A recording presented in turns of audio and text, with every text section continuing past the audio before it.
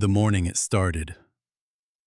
I was sharpening a saw blade like any other day. Then my daughter walked in and would not look at me. And her husband set a folder on my workbench and said it was for my own good. I read it 3 times. A petition, asking a court to rule that I could no longer be trusted with my own life. That is the part I keep coming back to. For one last ordinary moment, in the early September light, with the shop smelling of sawdust and linseed oil. I did not know anything was wrong.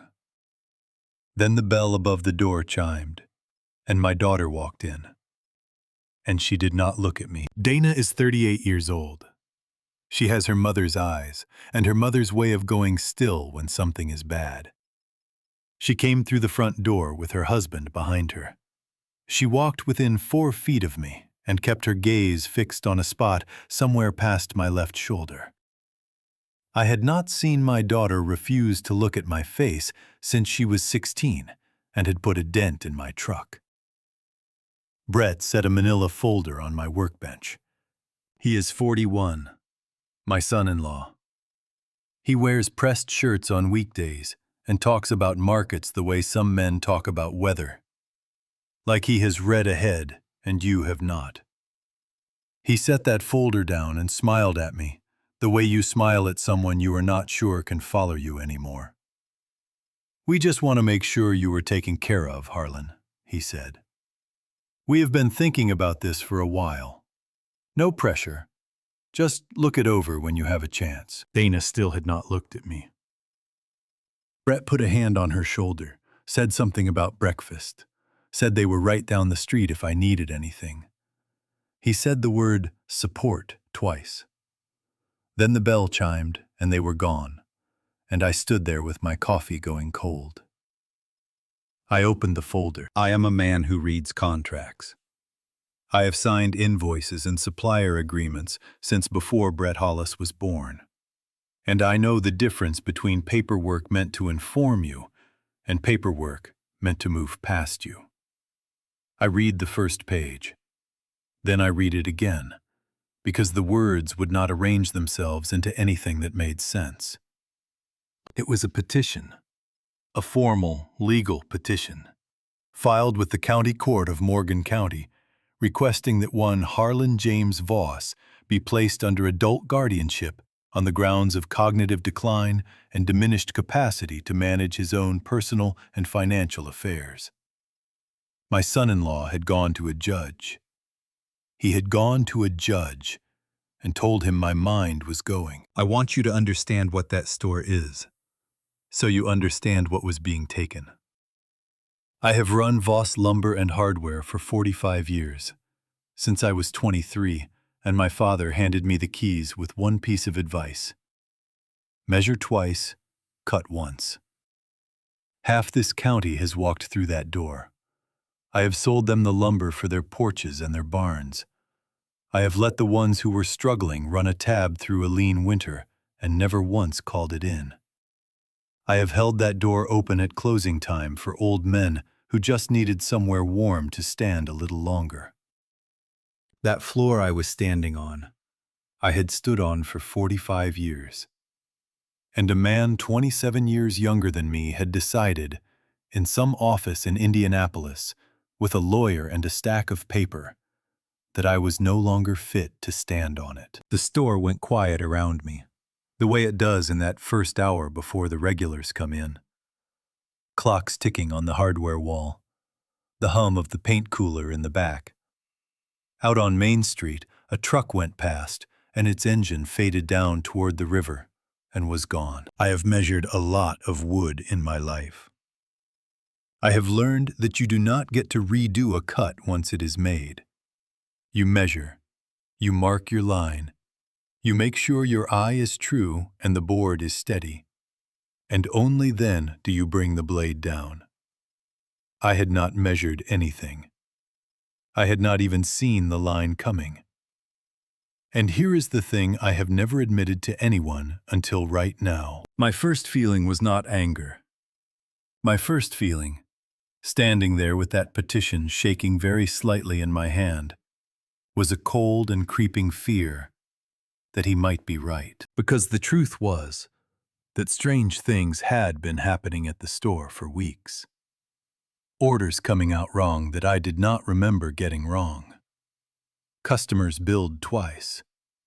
Appointments I had no memory of making and no memory of missing.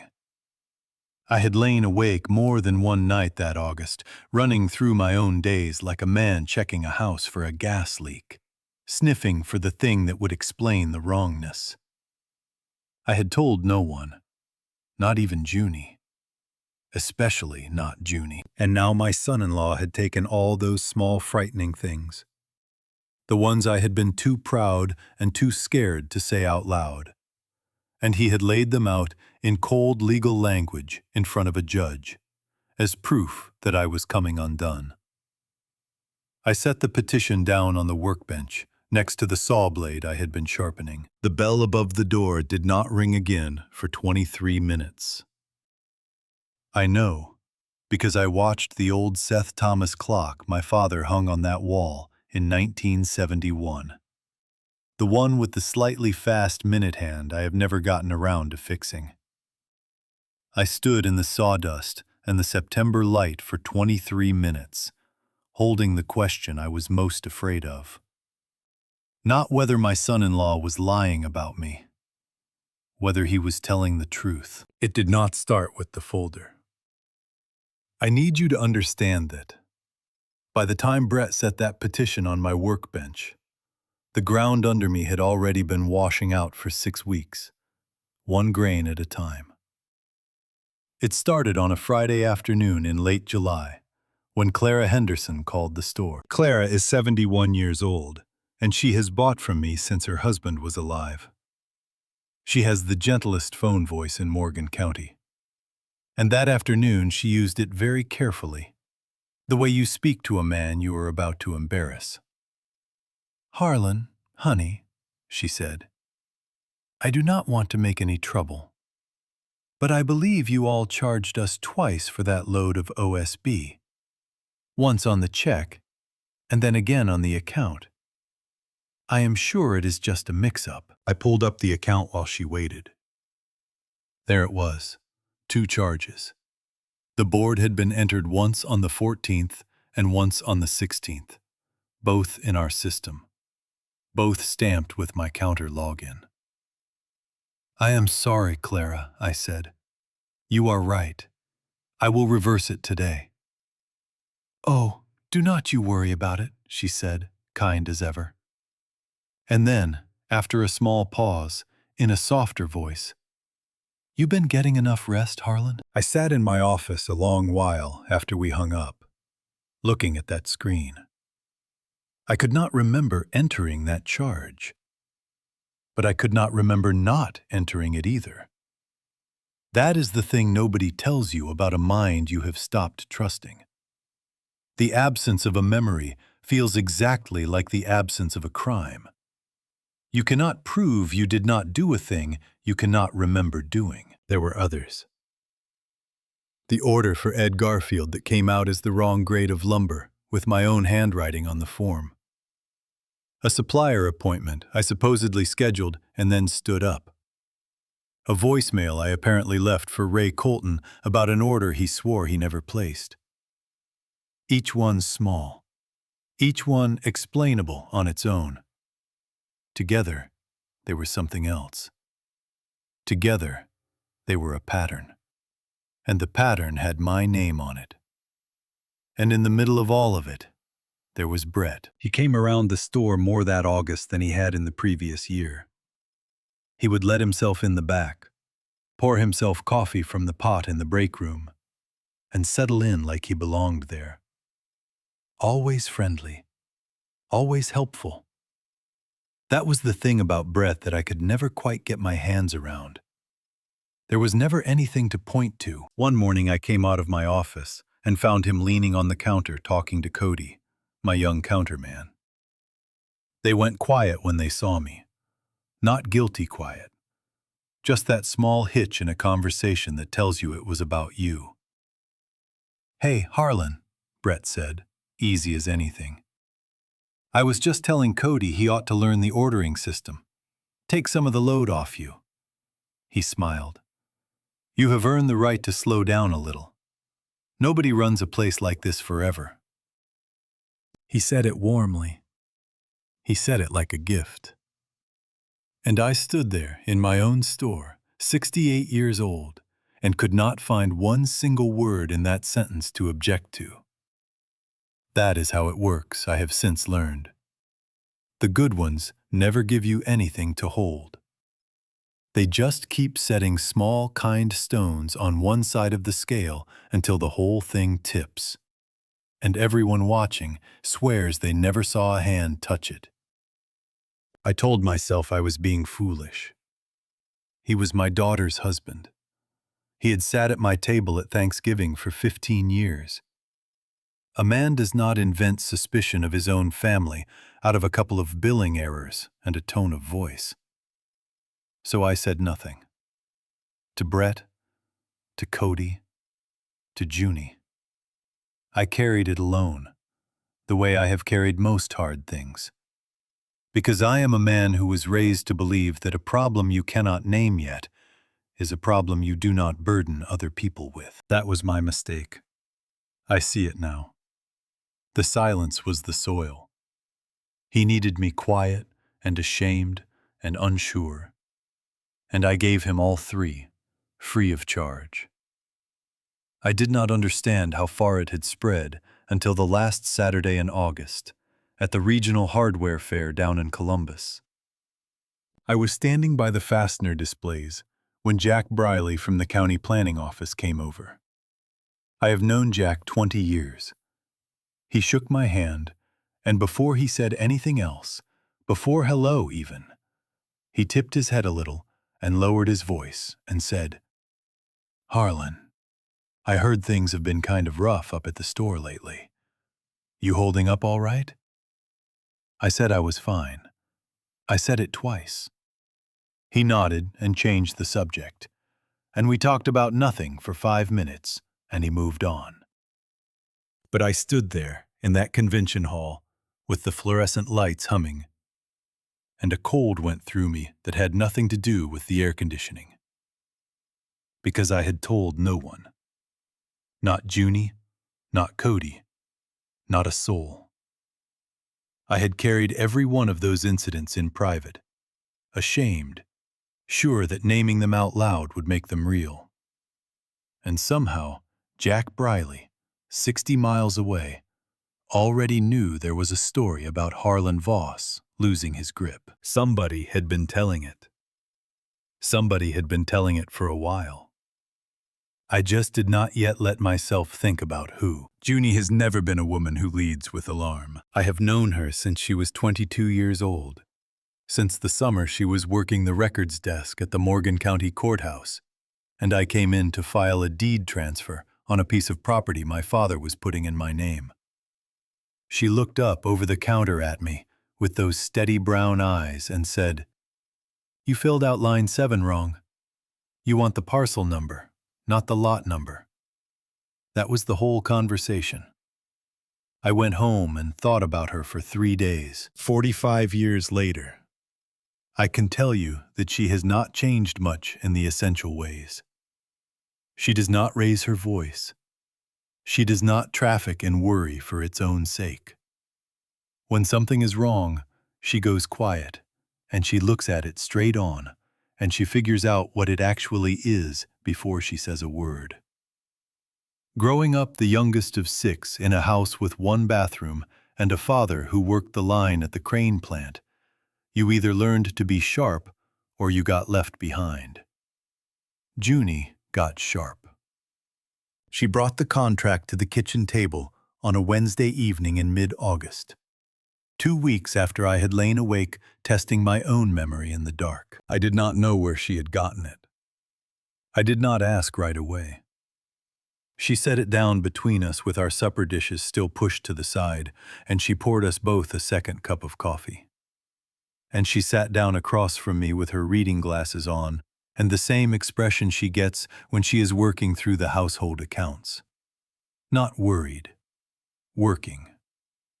Brett left this in the truck last Sunday, she said, when he helped carry in those groceries. I found it under the seat on Monday. She slid it across to me. It was a document I had not seen before.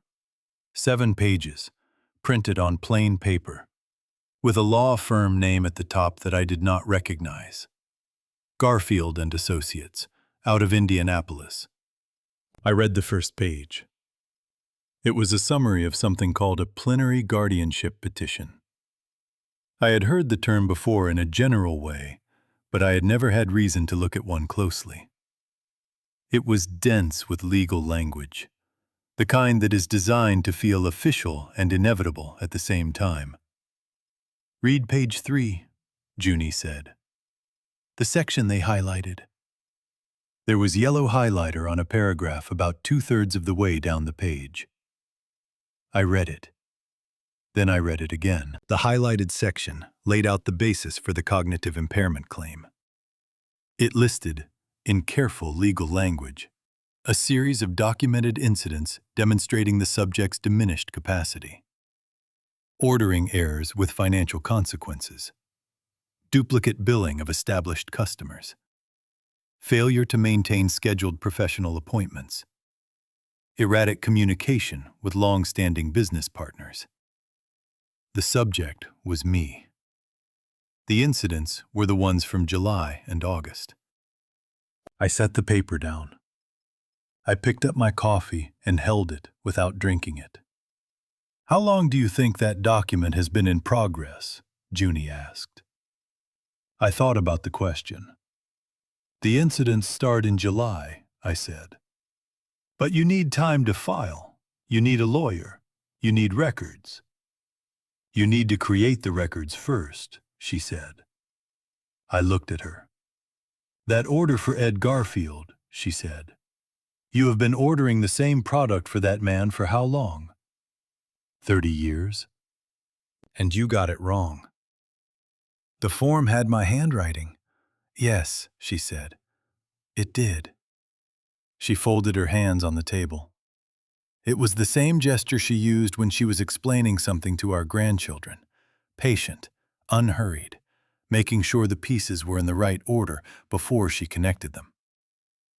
"Harlan, when was the last time you left an order form unattended on the counter?" I opened my mouth, then I closed it. I leave order forms on the counter all the time.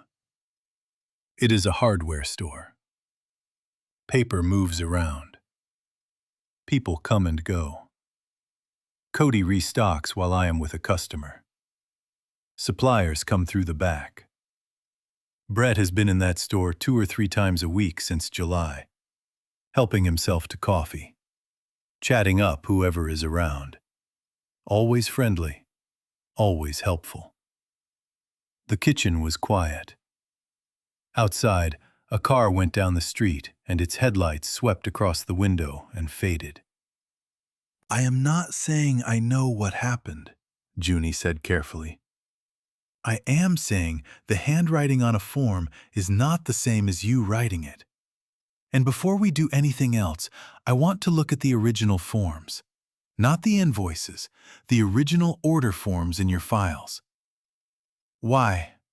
She took off her reading glasses and looked at me, the way she has looked at me 10,000 times in this kitchen, steady and clear, without any of the softness that people sometimes mistake for a lack of sharpness. "Because if someone changed those forms after you wrote them," she said, "they did not do a perfect job. Nobody ever does." She picked up the document and turned to page 5, which I had not gotten to yet.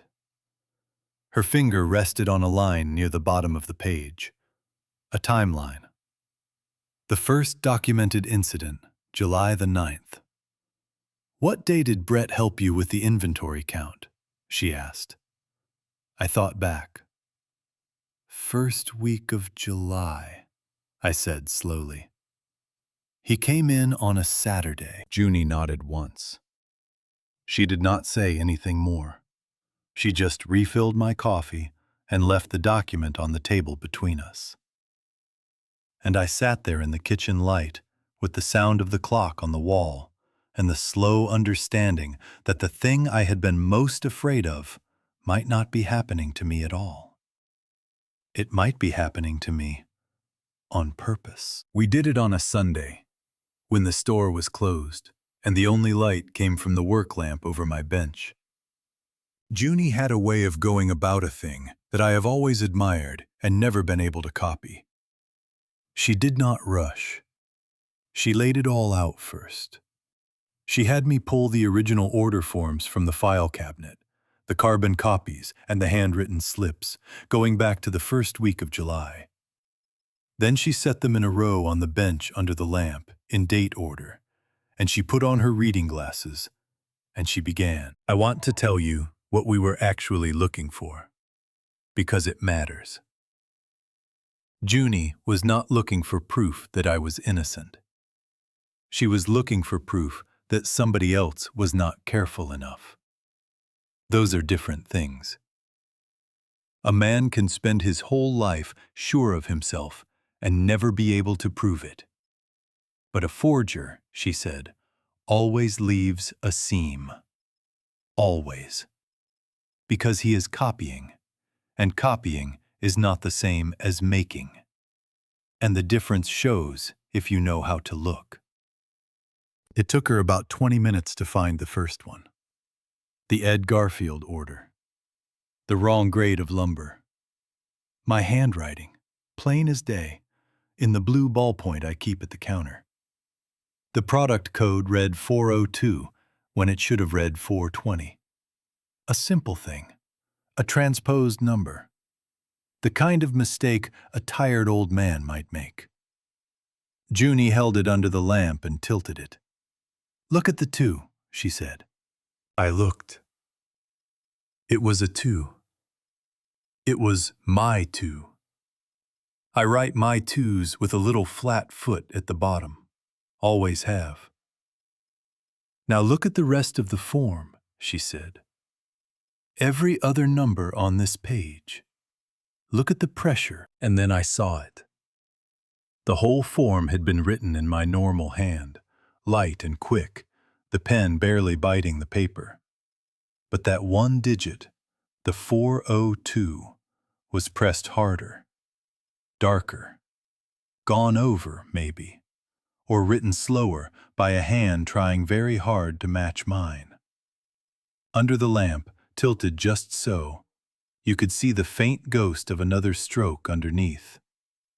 A 0 sitting where a different number used to be. Somebody had taken my real order form, the one where I had correctly written 420, and they had closed that 0 into a different shape, and turned my correct order into a wrong one.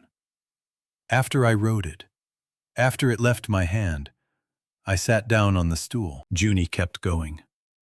She found the second seam on the Henderson billing. She had me bring up the system log on the office computer, and she wrote down the exact timestamp of that duplicate charge, the one stamped with my login. 11:43 on the morning of August the 16th. Then she had me check the delivery schedule for that day. At 11:43 on the morning of August the 16th.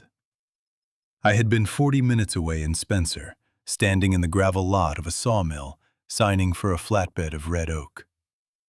I had the signed receipt in the truck folder, with the mill's timestamp on it.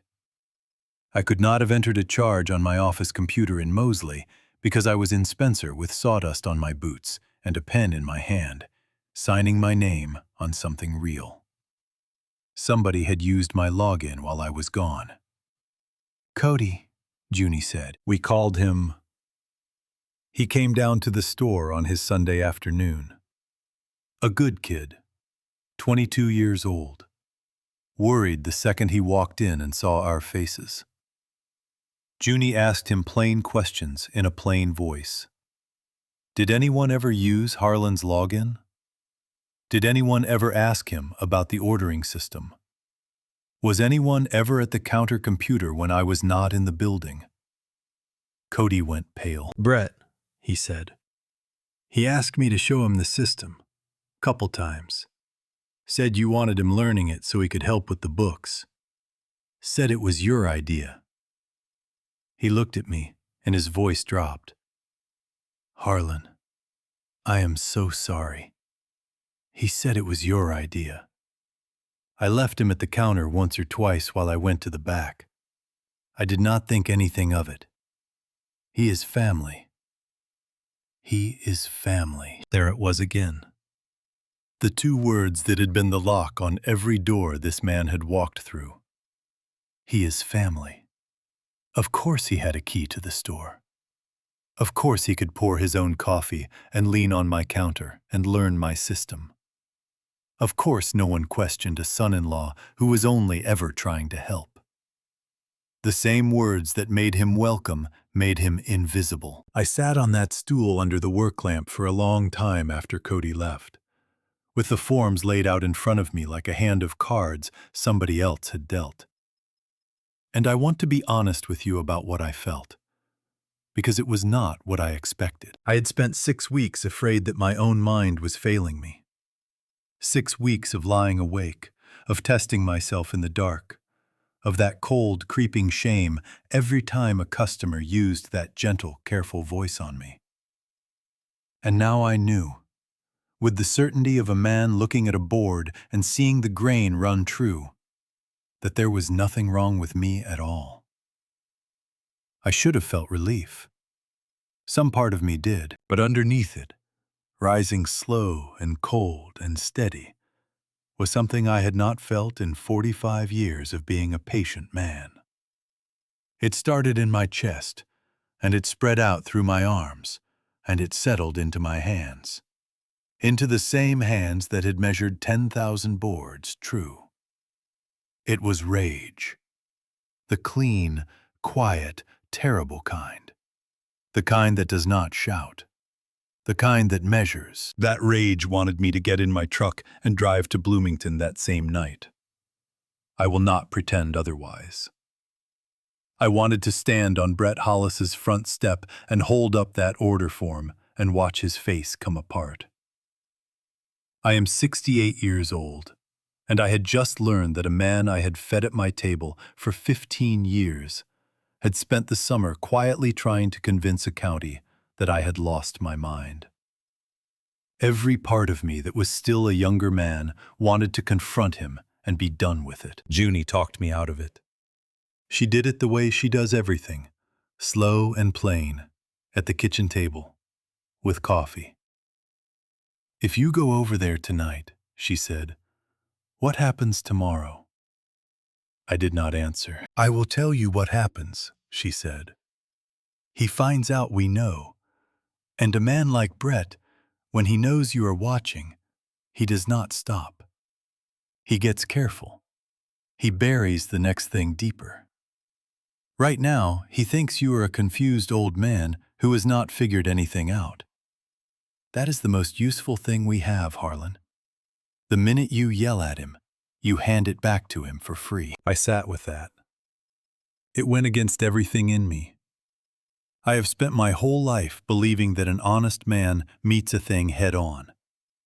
You do not sneak up on a problem. You face it. This is facing it, Junie said, reading my mind the way she has for 45 years. You are just facing it the smart way instead of the proud way. He built a case in the dark, so we build ours in the dark. And we let him keep believing he is winning, right up until the day he is not. So that is what we decided. We would say nothing. We would change nothing he could see. We would smile and host the Sunday dinners and play the parts he had cast us in. And underneath, where he could not see, we would build the one thing he had never thought to plan for. I have done a lot of hard things in my life.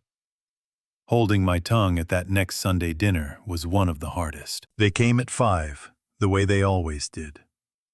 Dana brought a peach cobbler. Brett brought a bottle of wine that cost more than I sell a sheet of good plywood for, and he made sure I saw the label. We sat at the same table where Junie had first slid that document across to me, and we passed the dishes, and we talked about nothing. And I smiled at the man who was trying to take my life apart, one forged signature at a time. He was good. I will give him that. Watching him that night, knowing what I knew, was like watching a magician once you have finally spotted the trick. He asked me, gentle as anything, whether I had been sleeping better. He said Cody had mentioned I seemed a little overwhelmed lately. He said, and this is the one that nearly broke my composure, that there was no shame in letting family carry some of the weight as a man got older. I said the weight was fine. I said it with a smile. Under the table, Junie put her hand on my knee and pressed down once. Hard, which in 45 years of marriage has always meant the same thing. Steady. I have got you. Hold the line. But it was Dana who hollowed me out that night. My daughter barely spoke. She kept her eyes on her plate. When I tried to catch her gaze across the table, the way a father does, looking for the girl who used to ride on my shoulders through the lumber aisles, she looked away. She had been doing that for weeks. And sitting there that night, I let myself believe the worst thing a father can believe. I told myself that Brett had gotten to her, that she was on his side, that somewhere in that house in Bloomington, my own daughter had decided her old man really was slipping and had signed her name to it. It is a terrible thing to look at your child and grieve her while she is sitting 4 feet away eating cobbler. I did it anyway. I did not yet understand how wrong I was. That understanding was still weeks off, and it would cost me more than I am ready to tell you about yet. They left a little after 8. I stood on the porch and watched Brett help Dana into the passenger seat of his car. A black one. New. The kind of car a financial advisor drives when he wants people to believe the advice is working. And that was when I saw the first crack in him. His phone rang as he came around to the driver's side. He looked at the screen, and for just a second, before he caught himself, his whole face changed. The easy confidence dropped clean off it. What was underneath was not a man taking everything he wanted.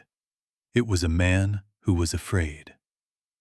He stepped away from the car, into the dark at the edge of my driveway, and took the call with his back to the house and his shoulders up around his ears. I could not hear the words, but I have watched a lot of men receive bad news in my time, and I know the shape of it.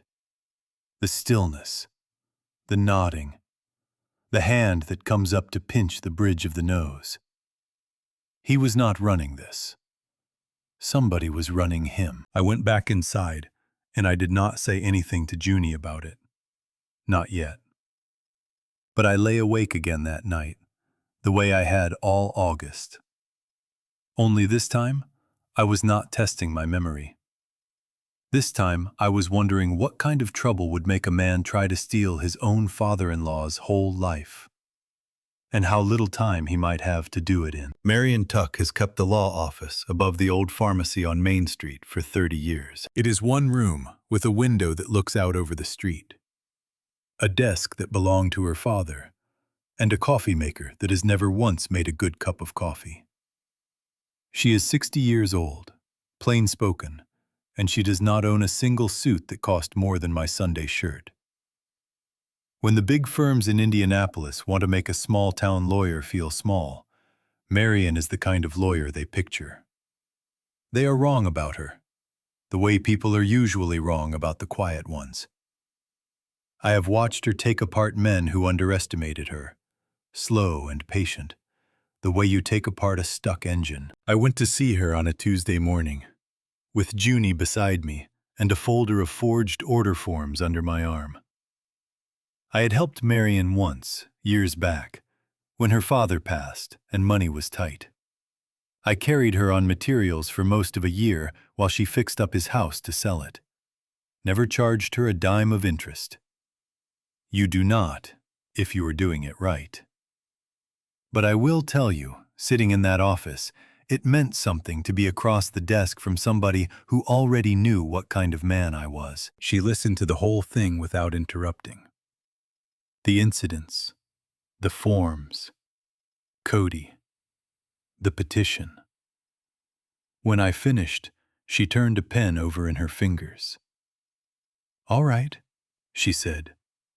"I am going to tell you the hard part first, because you are a man who would rather have it first." I said I was. In a guardianship case, the burden is supposed to be on him. He has to prove to a judge that you are incapacitated. That is the law. But I want you to understand how it works in a real courtroom, on a real Tuesday afternoon. She leaned forward. A judge sees a 68-year-old man. He sees a stack of documented incidents going back months. He sees a concerned family member, a financial professional who took the time and the money to file. And he sees an old man across the room saying none of it is true. Who do you think a tired judge believes if that is all he has to go on? I did not answer. I did not need to. "It should not work that way," Marion said. "But you do not get to fight the case you wish you had. You fight the one in front of you. So we are not going to walk in there and just deny it. Denial sounds exactly like what a confused man would say. We are going to walk in there and bury him in proof." She laid it out for us, plain as a cut list. First, the trust. Junie had already started it, but Marion made it real. A revocable living trust with the two of them as co-trustees. So the store and the house and the accounts did not sit in one man's name where one court order could sweep them up.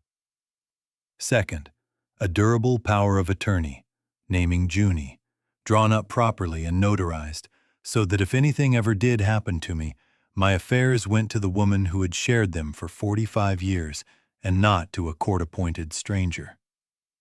These were the things, Marion said, that a competent man does on purpose. The very existence of them was evidence, but the third thing was the one that stuck in my throat. "You need a capacity evaluation," she said. "An independent one. A real physician, board-certified, who examines you, tests you, and is willing to put his name on a report and, if it comes to it, sit in a witness chair and say under oath that Harlan Voss is of sound mind. That is the keystone. Without it, everything else is just two old people insisting they are fine." I looked at the forged forms on her desk, the ones that proved I had been telling the truth all along. "You are saying I have to go to a doctor," I said, "and prove there is nothing wrong with me? A thing I already know." "Yes," Marion said. Her voice gentled, just a little. "I know how that sits, Harlan. A man like you, having to go get a paper that says your own mind is your own. It is an indignity. I am not going to pretend it is not. But that indignity is the price of beating him, and he is counting on you being too proud to pay it." That landed harder than anything had since I opened that folder. Because she was right. Brett had not just built a case against my mind. He had built it against my pride. He knew an honest, stubborn old man would want to stand up in court and say, "I am fine," and trust the truth to carry him. He was counting on it. I would not give him that. "How long do we have?" Junie asked. Marion pulled the petition toward her and found the line. The hearing had been set for the 3rd week of October. 7 weeks, she said. Maybe a little less, depending on the docket. That is enough time, barely. The trust and the power of attorney I can have done in days. But the capacity evaluation is the piece you cannot rush and cannot fake. The right doctor, the proper testing, a report solid enough to survive a cross-examination from whatever firm Brett has hired. She looked at me. and you only get one shot. If the first evaluation is weak or will not testify, you do not get a do-over before October. So we get it right the first time, or we do not get it at all. 7 weeks. 1 doctor. 1 shot. I drove home that day feeling, for the first time, like a man with a blade in his hand instead of one held to his throat. I did not know yet how close that 1 shot would come to misfiring. The doctor Marion found for us was a woman named Carol Lindqvist, a geriatric specialist with an office on the north side of Bloomington. I did not want to go. I want to be honest about that.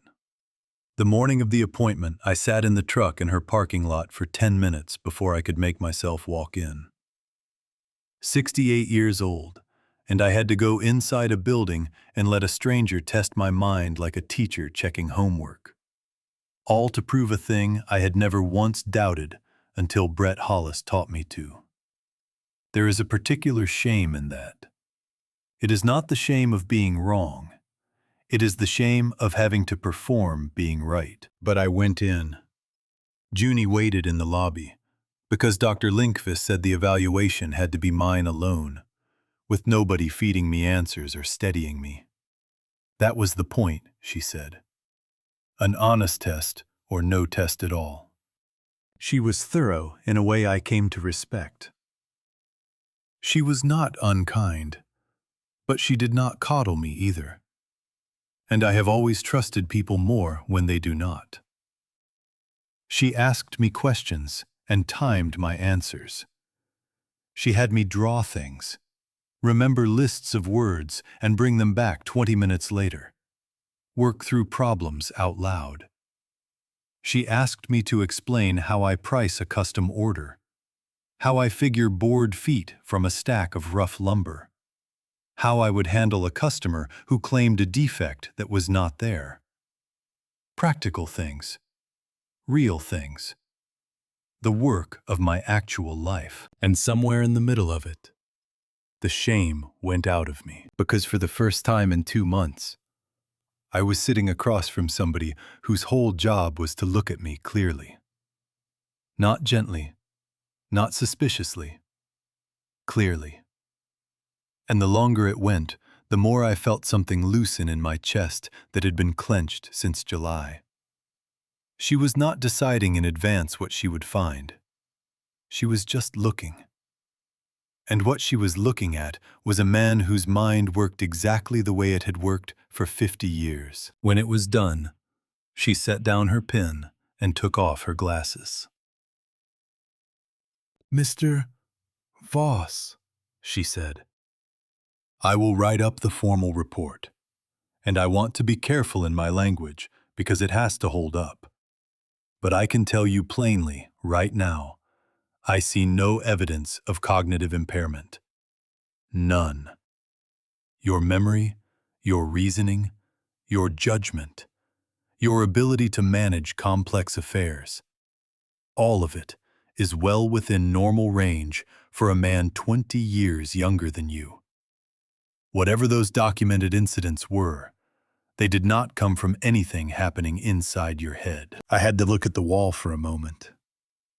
A grown man, and I had to look at the wall. "And you would say that in court?" I asked. "Under oath." "I would," she said. And then, after a pause, with a small, careful note in her voice that I did not weigh heavily enough at the time, "I should tell you, my practice was bought out by a hospital group last year. I answer to administrators now in ways I did not used to. It will not change what I write. But if anyone ever wanted to make my life complicated about testifying, there are more people who could lean on me than there used to be. I do not expect that to happen. I am just a person who likes you to know where the joints are." I thanked her. I did not think hard about that last part. I should have. I have learned since that when someone tells you where the weak joint is, you do not just nod. You reinforce it. But I was so full of relief that day that I let it go right past me. I walked out into the September sun with the first solid piece of my defense as good as in hand, and I felt, for about 15 minutes, like a man who was going to win. Then, pulling out of the medical complex, I saw Brett's car, the black one, parked outside a chain restaurant across the road. The kind with vinyl booths and bottomless coffee, where men go to have conversations they do not want overheard. Brett was in a booth by the window, and he was not alone. The man across from him was somebody I had never seen. Older, heavyset, in a sport coat that did not quite close over his middle, with the kind of stillness that expensive men have when they are used to being listened to. He did most of the talking. I could see that even from the parking lot. He talked and Brett listened, and Brett's hands were flat on the table, and Brett's head was down, and every line of my son-in-law's body was the body language of the smaller man in the room. I had spent 2 months watching Brett be the one with all the power, the one who set the folder down, the one who decided who was fit to live their own life. And here he was, in a vinyl booth, looking like a boy being told how it was going to be. I sat in my truck with the engine running, and I watched them for a full minute. The heavy-set man slid a piece of paper across the table. Brett looked at it and did not pick it up. The man tapped it once, twice, the way you tap a number you want somebody to really look at. I did not know who that man was, not yet. But I knew the shape of what I was looking at. I had stood in enough lean winters with enough men who owed more than they could carry. I knew a debt being called when I saw one. Brett Hollis was not the top of this thing. He was somewhere in the middle of it, with something heavy sitting on top of him. And whatever that man across the booth wanted, my whole family was underneath it. Junie found out who the heavy-set man was in 2 days. And she did it from a public records terminal at the county clerk's office without ever leaving Moseley. People forget what my wife did for a living before she married me. She spent 4 years at that records desk, and she never lost the habit of it.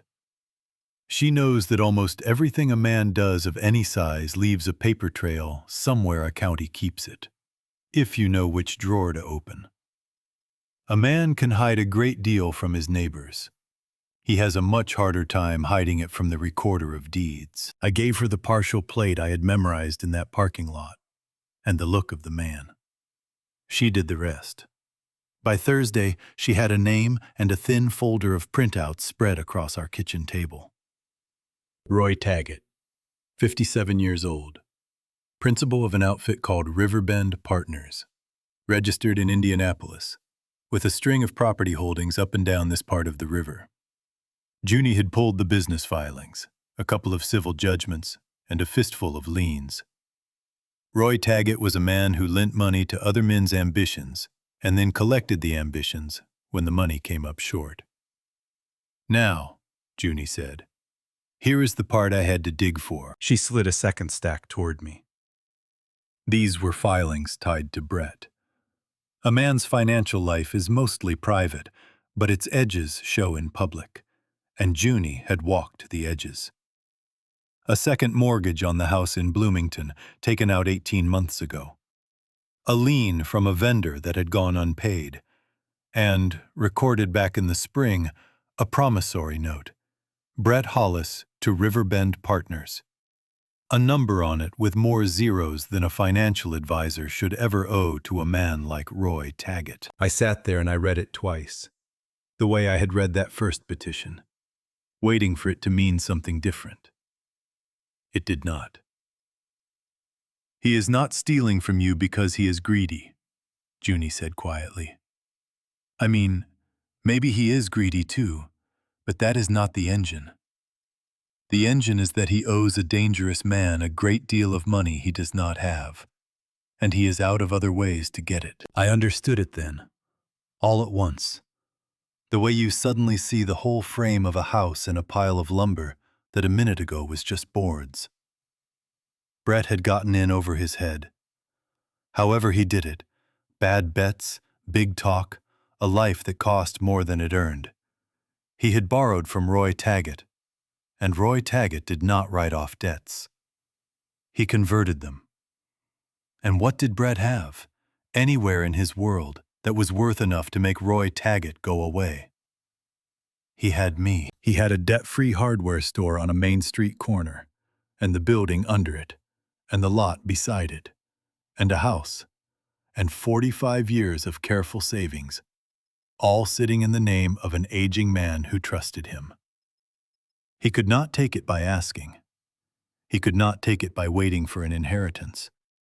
Not with me healthy and Junie healthier. But a guardian, a court-appointed guardian, with legal authority to manage and sell the assets of a man declared unfit for that man's own good. A guardian could liquidate all of it.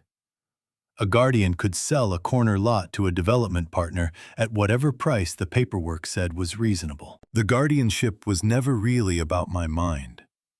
My mind was just the lock he had to pick to get at everything else. "There is a date," Junie said. She had saved it for last, the way she does, because she knew what it would do to me. She put her finger on the promissory note. "Read the maturity clause." I read it. The note came due the first week of November. The hearing was the third week of October. He had built the whole thing to land just in time. Get me declared unfit in October. Take control of the assets. Settle Roy Taggett before the note came due in November. It was, I had to admit, a tidy piece of carpentry. Every joint cut to fit. He had measured twice.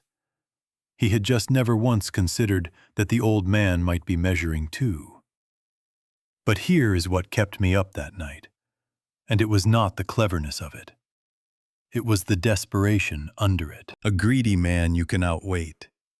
A greedy man wants a good outcome and will fold a losing hand to protect himself. But a cornered man, a man with a dangerous lender and a hard date and no other door, that man does not fold. He pushes everything to the center of the table because he has already decided that losing slow and losing fast come out the same. I had been treating this like a chess game. Let him think he is winning. Build the defense in the dark. Spring it in October. But a chess game assumes your opponent is willing to lose a piece. Looking at that promissory note, at that November date sitting 11 days past my hearing, I understood for the first time that Brett could not afford to lose a single piece. Not one. Which meant if our quiet defense started to show, if he caught even a glimpse of the trap closing, he would not retreat and regroup like a careful man. He would do something reckless. Because reckless was the only move a man in his corner had left. I looked across the table at Junie, at the woman who had just laid my son-in-law's whole ruin out in printouts from a public terminal. And I said the thing we were both already thinking. We may have less time than the calendar says. I have never been good at asking people for help. I want to put that on the record before I tell you what happened next. Because it is the part of me that nearly cost me everything. I am a man who gives. That is the side of the ledger I am comfortable on. 45 years of carrying tabs and rounding down and showing up with a truckload of plywood the day after a storm took somebody's roof. I have done all of that gladly. But asking. Standing in front of a neighbor with my hat in my hand and saying, I am in trouble and I need you. That has always felt like a kind of failure to me. My father was the same. We are good at being the strong one. We are no good at all at being the one who needs. So it took me 3 days after we found that promissory note to make myself drive out to Earl Pruitt's place. Earl is 74. He farms a couple hundred acres of corn and soybeans east of town, the same ground his father farmed. I have known him my whole life. There were years, back in the 80s, when the farm economy fell out from under men like Earl, and he could not pay for the materials he needed. I carried him. Fencing, lumber, hardware, a new well pump one terrible August. I never wrote up interest, and I never once mentioned it after. A man's pride is the last thing he owns in a bad year, and I was not going to charge him that on top of everything else. I had not thought about any of that in decades. You do not, if you do it right. You do the kindness, and you let it go, and you do not keep a tally. Because the moment you keep a tally, it stops being kindness and starts being lending. But I will tell you what I learned, sitting at Earl Pruitt's kitchen table that afternoon. Other people keep the tally for you. I had barely gotten the story out, the petition, the forged forms, the plan to declare me unfit, when Earl set down his coffee and looked at me with an expression I had not seen on him since we were young men. "Harlan," he said, "stop talking and tell me what you need." "Earl, I am not asking you to. I know you are not. That is exactly why I am offering."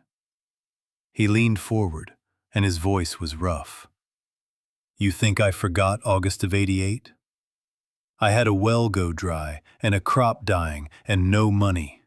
And you put a pump on my place and told me to pay you when the harvest came in. And when the harvest came in bad, you told me we would settle up next year.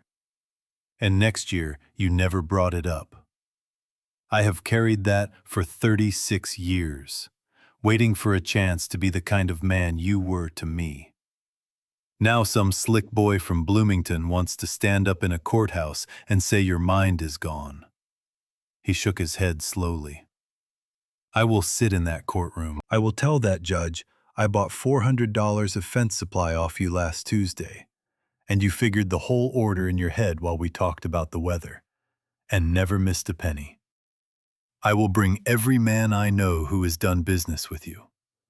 You want witnesses to your right mind, Harlan? This whole county is your witness." I had to sit there and look out his window at his fields for a while. I am not a man who weeps easy.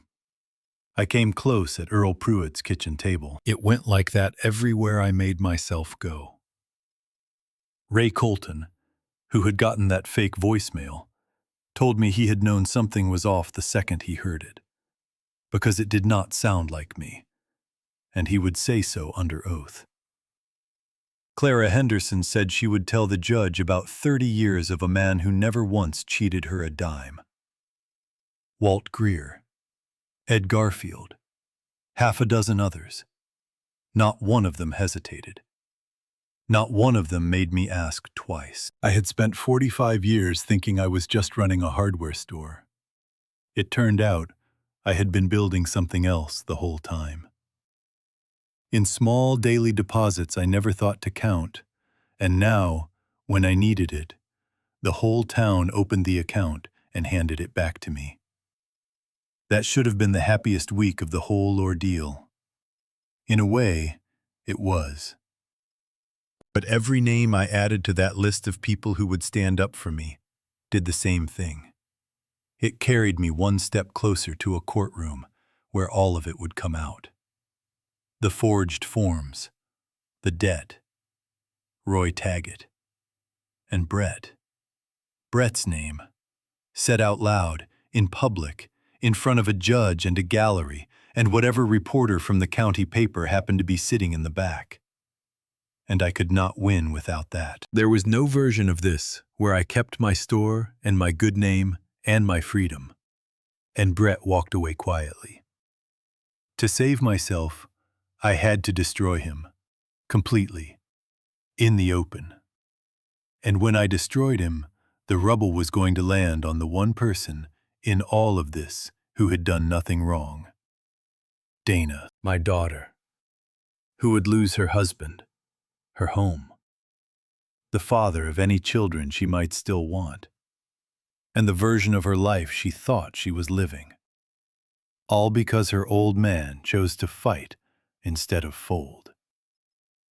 I drove home that evening with a list of loyal neighbors in my shirt pocket, and a weight on my chest I could not name to Junie. Because for the first time, I understood that winning and losing were not the only two outcomes on the table. There was a third one, the one where I won, and it cost my daughter everything. And I did not yet know that Dana had already done the math herself. We did most of our real work at night, after the store closed and the town went quiet. There is a particular peace to a hardware store after hours. The day's noise drains out of it, and you are left with the smell of cut wood and machine oil, and the small sounds a building makes when it thinks no one is listening. Junie and I would let ourselves in the back, turn on just the lamp over the workbench, and spread the whole defense out across the benchtop like a set of plans. By the second week of September, we had a real file. The trust, the durable power of attorney, Dr. Lindqvist's capacity report, careful and complete, Junie's printouts on Roy Taggett and the promissory note, the forged order forms, each one marked where she had found the seam, and a growing list of names, neighbors who would stand up and swear to my right mind. It was a good build. I would lay a hand on that folder some nights, the way I lay a hand on a joint I have just glued and clamped, feeling for whether it would hold. "It will hold," Junie said one night, watching me do it. "You do not know that." "No," she agreed. "But I know how it is built. You taught me the difference a long time ago." She tapped the folder. "This is not nailed together, Harlan. Nails let go. This is joined, mortise and tenon. Every piece carrying its share of the load, so no single one has to carry all of it. If they knock out the doctor, the neighbors hold. If they go after the neighbors, the paper trail holds. That is how you build a thing that does not come down." I looked at her in that lamplight. 66 years old. Reading glasses pushed up into hair that had gone the color of weathered cedar. And I want to tell you, I have built a great many things in my life, and she is the only one I have ever made that came out better than I deserved. I told her something close to that. She told me to stop being sentimental and hand her the stapler. That is the part of a long marriage nobody warned you about when you were young and think love is the loud part. The loud part is easy. Anybody can love loud for a year. What nobody tells you is that one day you will be 68 years old and fighting for your life in the back of a hardware store at 11 at night. And the person across the workbench will hand you a stapler without being asked. And somehow, that will be the most romantic thing that has ever happened to you. 45 years of being known, of not having to explain, of a hand reaching for the tool before you knew you needed it. Brett never understood what he was up against. He saw an old man and an old woman, and he counted us as 1.5 people. Maybe, and weak ones. He never once did the arithmetic that mattered. He never figured that he was not fighting a confused old man. He was fighting 45 years of two people who had built everything they owned with 4 hands and never once let go of the board the other one was holding. I let myself feel good about that. Those quiet nights. I should have stayed sharper, because the trouble with activating a town is that a town talks. It is the same current that was going to save me. Word moves through this county like water finds a low spot. And I had spent a week pouring word into it, going door to door, telling good people my trouble. I had needed to. But I had not stopped to think about how many of those conversations happened in places where the wrong ear might catch a piece. I found out the quiet had cracked on a Thursday. Brett called the house. Not Dana. Brett. He had not called me directly in weeks. His voice was easy, friendly as ever, but there was a new thing underneath it now. A careful listening quality, like a man checking the depth of a river before he steps in. "Hey, Harlan," he said. "Somebody mentioned they saw you out at Earl Pruitt's place last week, and down at Marion Tuck's office. I just wanted to make sure everything is all right. You are not, I do not know, getting some bad advice from somebody, are you? Stirring yourself up over nothing. I would hate for you to get worked up and make things harder than they need to be." I held the phone and made my voice as tired and vague as I could manage. I said I had just been catching up with old friends. I said Marion was helping me with some estate paperwork, getting my affairs in order, which a man my age ought to do. I leaned, just a little, into the very frailty he had been selling, and I felt sick doing it. There was a pause on the line, a pause that went on a half-second too long. "That is good," Brett said finally. "That is real good. I am glad you are getting your affairs in order." And then, lighter, almost kind, "We should all sit down soon, before the end of the month. Get everything settled while it is still simple." Before the end of the month. The hearing was the 3rd week of October. The note came due in November. But Brett had just told me, in that gentle, poisonous voice of his, that he wanted everything settled before the end of September. He was moving the clock up. He had felt the quiet crack, the same as I had. And a cornered man who senses the trap does not wait for the date on the calendar. I set the phone down and looked at Junie across the kitchen, and I did not have to say a word. She had heard it in my face. The race had just gotten shorter. The thing about a date on a calendar is that it does not move toward you slow. It sits out there, looking small and far off. And then, one morning you wake up, and it is standing in your kitchen. We were inside 3 weeks of the hearing now, and Brett's pressure had changed shape. He had stopped being gentle. Not in his words. His words were still soft, but the soft had a floor under it now, the way warm water has cold underneath if you go deep enough. The first sign was the letter. It came from a firm in Indianapolis, Sturgis and Pike, on heavy paper with the lawyer's name embossed at the top. Dale Sturgis. I had never heard of him, but Marion had, and the way her mouth tightened when she read his name told me enough. The letter was addressed to me, but it was written for a judge to read later. It proposed, in language dripping with concern for my dignity, that we resolve this matter privately. That rather than subject me to the stress and indignity of a public competency hearing, I voluntarily agree to a conservatorship arrangement, with Brett managing my affairs, effective immediately. Sign now, in other words. Hand it over quietly. Spare yourself the embarrassment of a trial. They want you to fold before the cards are turned over, Marion said. We were in her office, the letter on the desk between us. Sign that and it is done. No hearing, no doctor, no neighbors. Just your name on a page and everything you own under Brett's signature by the end of the week. I will not sign it. I know you will not. I'm going to write them back a polite letter that says so. She set it down.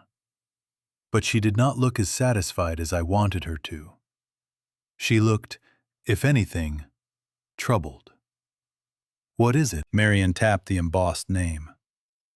Dale Sturgis is not a cheap lawyer, Harlan. He is not a man you hire to lose.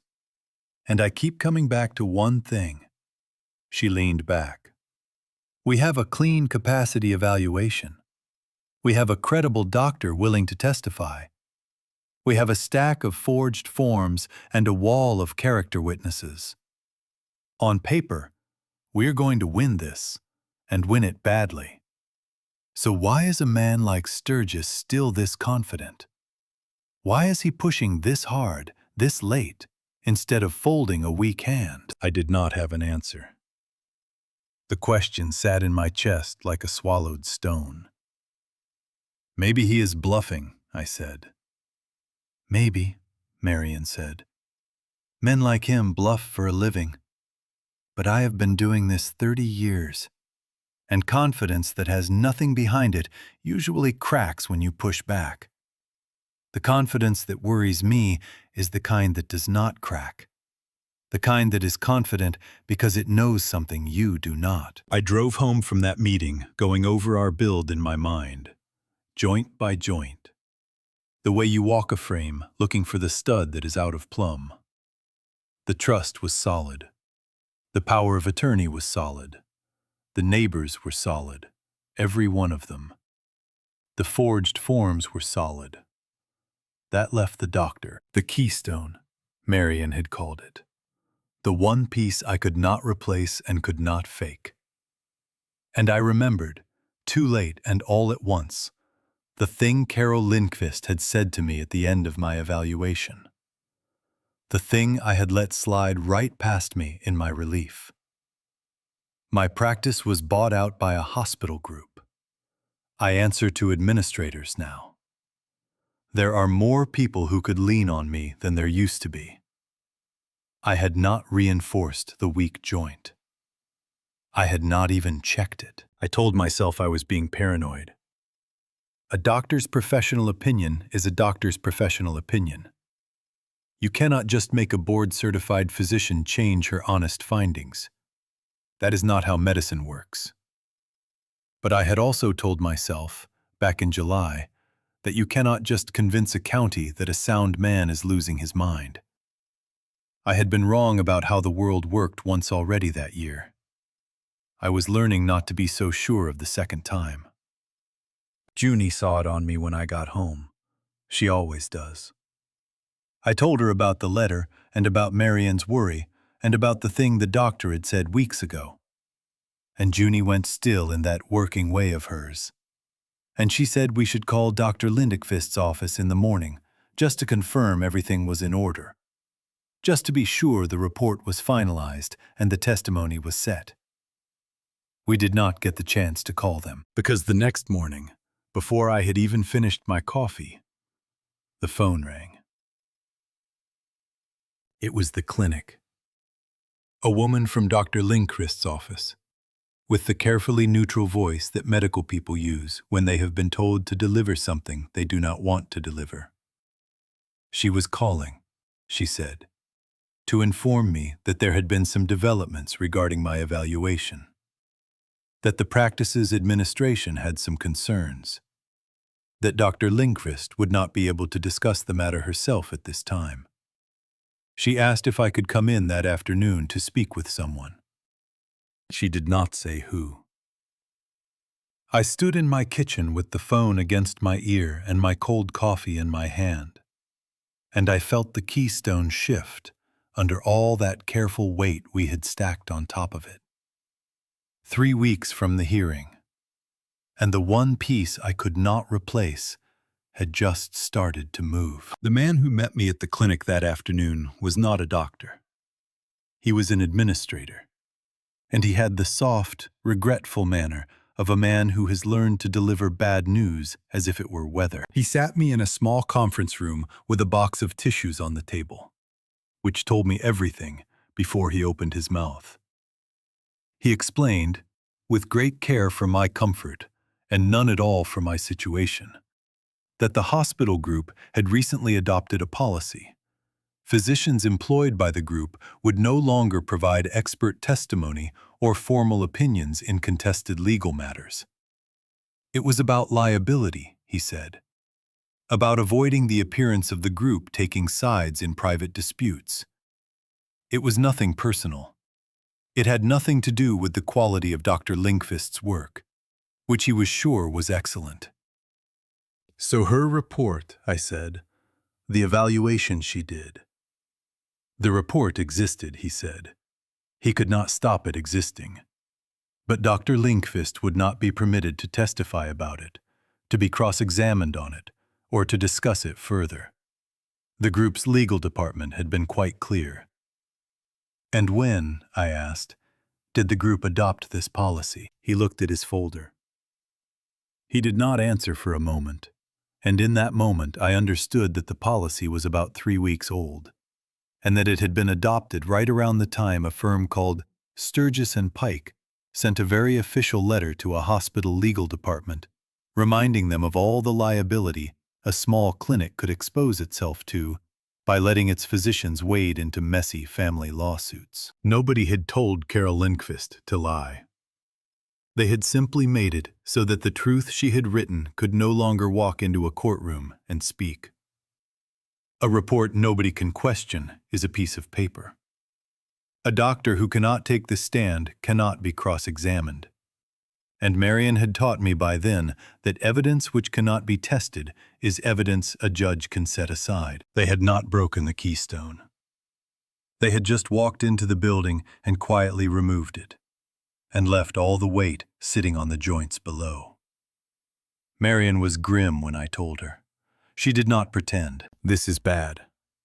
Harlan, I will not insult you by saying otherwise. We can still submit the report. I will fight to get it in.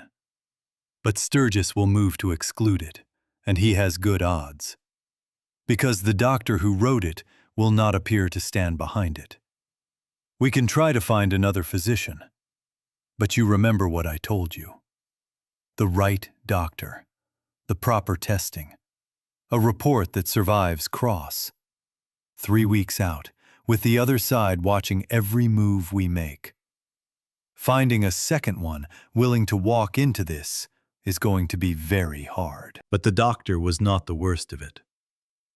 The worst of it came 2 days later, in a supplemental filing from Sturgis and Pike that Marion read aloud to me in her office in a flat, careful voice. Brett intended to testify, and his testimony, laid out in that filing, made my stomach turn over. He would tell the court that in recent months, his beloved father-in-law had grown increasingly paranoid and erratic. That I had begun accusing my own loving family of an elaborate criminal conspiracy. That I believed, without evidence, that my devoted son-in-law had somehow forged business documents to frame me. That I had been seen going door to door through the county, agitated, telling neighbors wild stories, hiring lawyers, convinced that everyone was plotting against me. He had taken my defense and turned it into a symptom. Every true thing I had done to save myself. Brett was going to stand up and offer as proof that I was exactly what he said. The forged forms were not evidence of his crime. They were evidence of my delusion. The neighbors I had rallied were not witnesses to my soundness. They were people I had drawn into my paranoid fantasy. Even this, even a man fighting to keep his own life, could be made to look like the thrashing of a mind coming apart. If you had a clever enough lawyer to frame it. "Can he do that?" I asked. My voice did not sound like my own. "He can say it," Marion said. "Whether the judge believes it depends on what we can put against it. And that brings us to the forms." She slid Junie's careful work across the desk, the order forms with the altered numbers, each seam marked. These were going to be our sword. But Sturgis is going to argue that an inconsistent 4 written by a 68-year-old man is just an inconsistent 4. That there is no proof anyone altered anything. Only an old man and his wife insisting they see ghosts in the ink. To make these hold up, we need a forensic document examiner, a real one, credentialed, who can testify the alterations are genuine.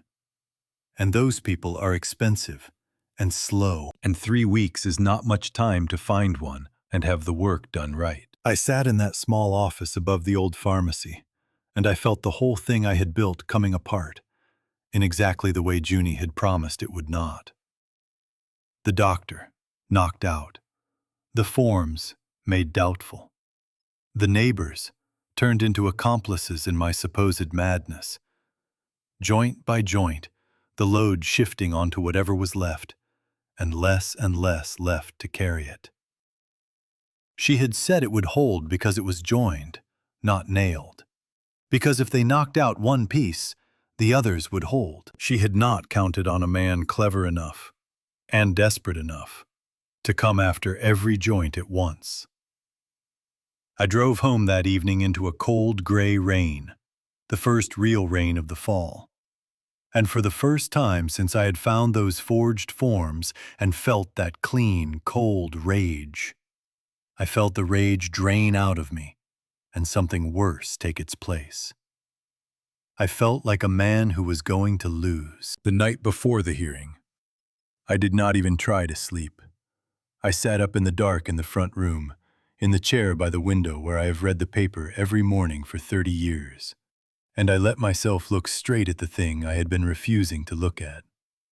A man should do that the night before, I think. You should not walk into the worst day of your life with your eyes closed. So I looked at it. By that time tomorrow, a judge could sign an order declaring that Harlan James Voss was no longer competent to manage his own life. My store, the one my father handed me with one piece of advice, would pass into the control of the man who had spent the summer engineering my ruin. He would sell it. He would sell the corner lot to Roy Taggett for whatever the paperwork called fair, and use the money to dig himself out of a hole he had dug with his own hands. The store where half this county had bought the lumber for their lives would become whatever Riverbend Partners decided to put there, and I would become a ward. A man who has to ask permission. A man whose own name on a check means nothing. At 68, after 50 years of measuring true, I would be officially, legally, a man who could not be trusted to measure anything at all. That was the losing. But here is the thing that kept me in that chair until the window went gray. There was a way out of it sitting right there on Marion's desk, and it had Dale Sturgis's name embossed at the top. The settlement. Sign the voluntary conservatorship, and there would be no hearing, no public trial, no reporter from the county paper, no moment where Brett's name and his crime and his debt got read out loud in front of the whole town. I would lose everything I owned. But Dana would not have to sit in a gallery and watch the man she married get destroyed by her own father. Her marriage might limp on a while. She might never have to know the whole of what he was. The wreckage would land on me, and only me, the way a father is supposed to want it. I sat there in the dark, and I will tell you honestly, I considered it. Not for a minute, for hours. I am not too proud to admit that the temptation to fold, to take the whole loss onto my own back so it would not fall on my girl, was the strongest pull I felt that entire long autumn. A man will give up nearly anything to keep his child from being crushed, even his own good name, even his freedom. Junie found me there a little after 4 in the morning. She did not turn on a light. She just came and sat in the chair across from me, in her robe, with her hair down. And for a while, neither of us said anything. We have never needed to fill a silence. "You are thinking about signing it," she said finally. "I am thinking about Dana." I know. Her voice was not steady the way it usually is. That was the thing that frightened me most that whole night. More than the hearing, more than the losing. My Junie, who had read every contract and walked every public record and built our defense joint by joint without once letting me see her afraid, sounded afraid now. "I have been thinking about her too. I have been thinking about her since July." She reached across the space between the chairs and took my hand. "But Harlan, If you sign that paper, you do not save her. You just put off the day she finds out what he is. And you teach that man that this works. He settles you with Roy, and the next time he is in a hole, he already knows how to climb out of it. There is always a next time with a man like that. She was right. I knew she was right. But being right did not give us what we did not have. We are missing a piece, I said. You know we are. She did not argue. We had built a wall of paper and good neighbors, and Sturgis had found a way to lean on all of it. The doctor was gone. The forms were called doubtful. The neighbors could be painted as people I had pulled into a delusion. Every single thing we had was something an old man and his wife could be accused of inventing. What we did not have, what we had never had, was one thing that could not be waved away. Proof from the inside. Someone or something that showed Brett had meant to do this, on purpose, with intent. Not our word against his. Something of his own. We did not have it. We had, 3 weeks ago, run out of time to find it. And in a few hours, we were going to walk into a courtroom and put 2 old people's insistence up against a clever man's lie, and hope a tired judge believed the right ones. I held my wife's hand in the gray light, and I did not have one true comforting thing to say to her, and she did not have one to say to me. That is the truest picture I can give you of the bottom. Not weeping, not shouting. Just 2 people who had built a whole life together, sitting in the dark, holding hands, out of road. And then, at 20 minutes to 5 in the morning, headlights swung into our driveway. I knew that car.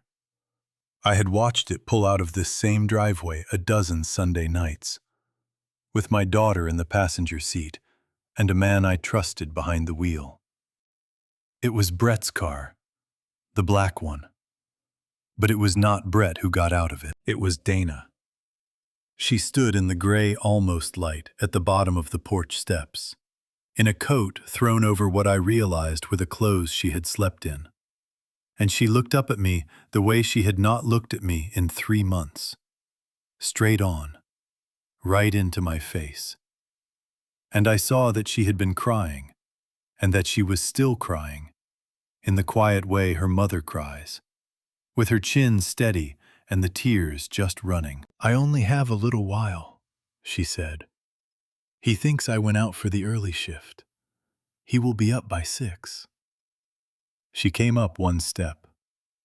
Daddy, I have to tell you something, and I need you to let me get through all of it before you say anything, because I have been carrying it alone, and I do not think I can carry it through 1 more day. I had spent 3 months grieving this girl. I had sat across a Sunday table from her and mourned her like she was already gone, sure that Brett had taken her. Sure that my own daughter had looked at her father and decided he was a man whose mind had failed. I had been so certain of it that I had let it become 1 more weight on the pile. I had been wrong. I want to say that plainly, because it is the part of this whole story I am most ashamed of. The one piece of it I got most completely, catastrophically wrong.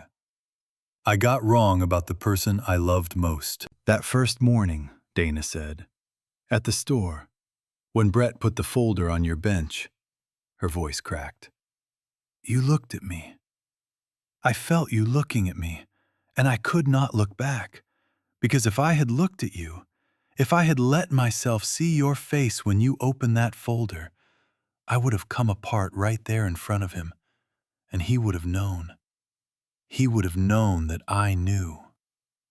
The whole world tilted a little under me that morning.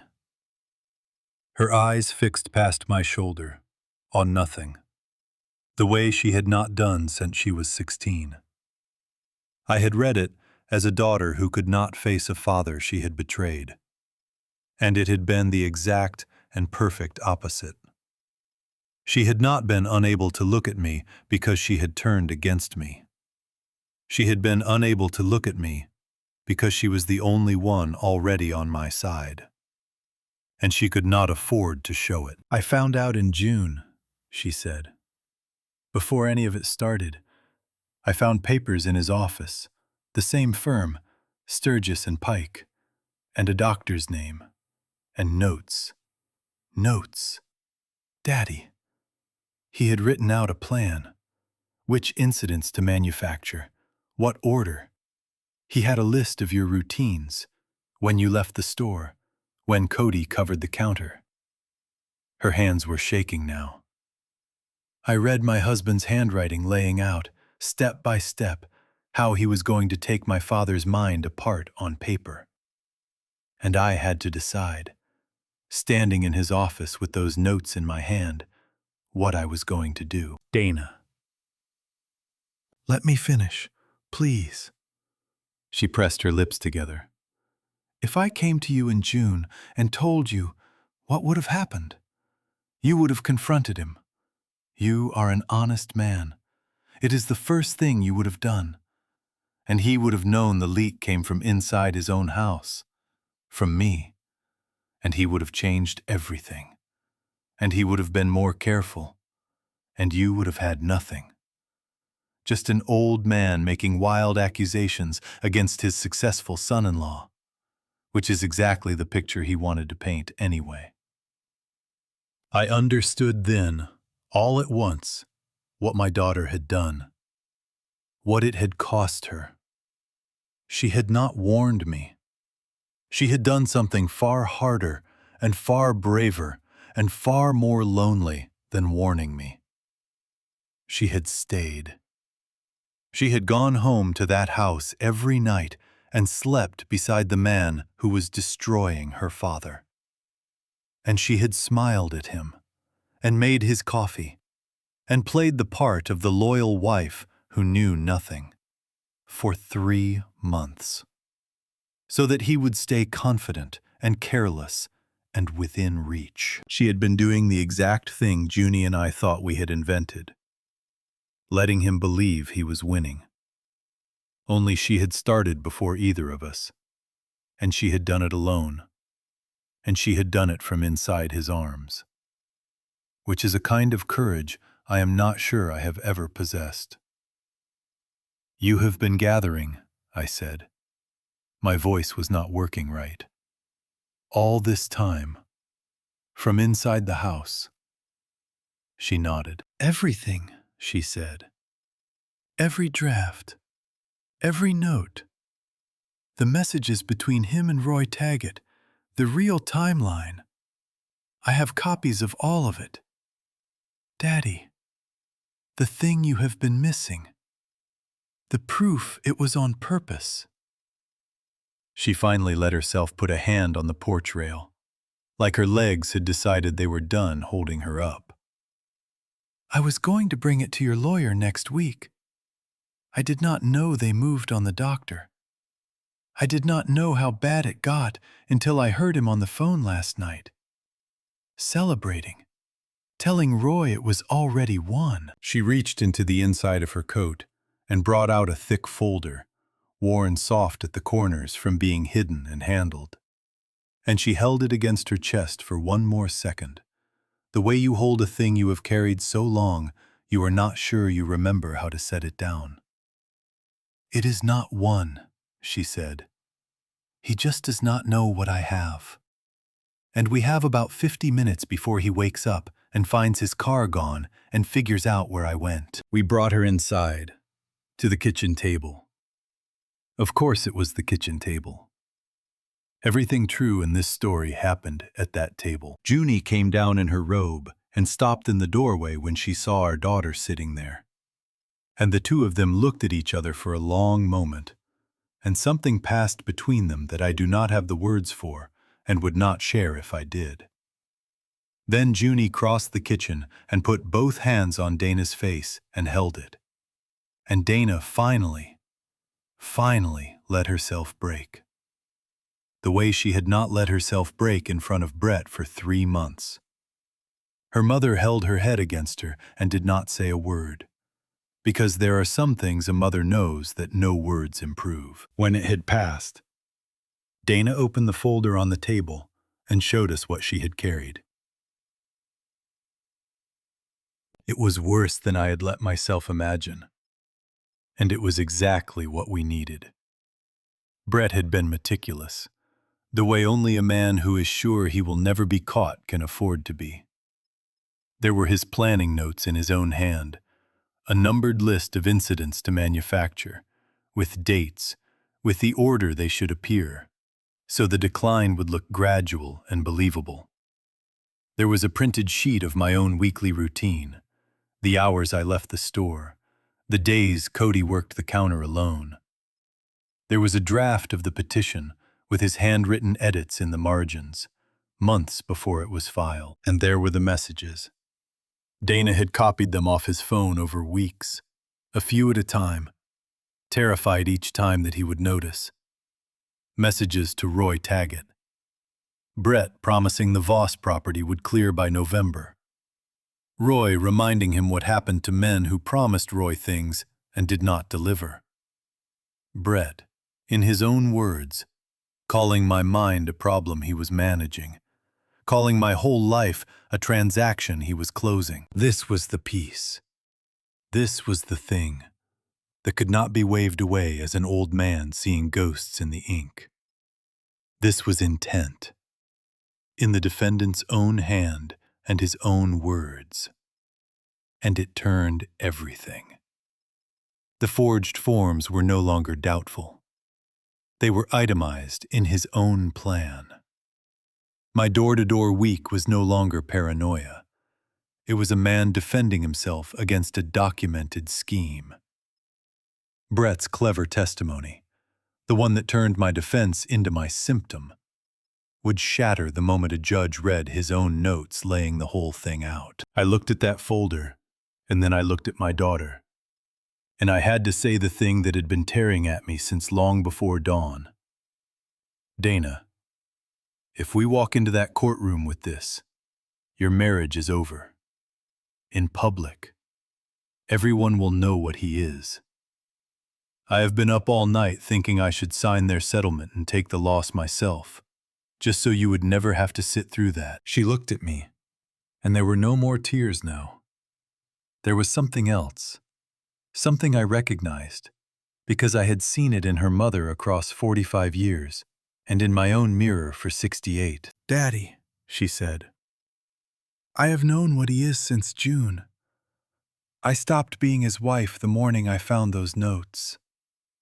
I have just been waiting and gathering and protecting you for 3 months in the only way that would actually work. Do not you dare try to protect me now by throwing all of that away. Do not take this from me. I did not survive being in that house to watch you fold the night before it pays off. And there it was. The thing I had gotten wrong for the second time, right there at the end. I had spent the whole autumn believing that loving my daughter meant taking her pain onto myself, shielding her, folding so she would not have to feel it. But she was not a child who needed shielding. She was a grown woman who had made a hard, brave, clear-eyed choice. And the most loving thing I could do was not to undo it. To let her finish what she had started.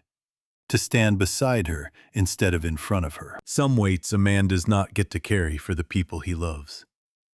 He only gets to carry them alongside. We did not have time to feel it long.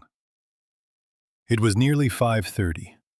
Junie was already on the phone to Marion, who answered on the second ring the way lawyers do when a case is 3 hours out. And within 20 minutes, we were spreading that folder across Marion's desk above the old pharmacy, while the streetlights were still on. I watched Marion read Brett's notes, and I watched 30 years of professional caution fall off her face, and something fierce and glad come up underneath it. Harlan, she said, very quietly, go home and put on your good suit. We knew Brett would wake by 6.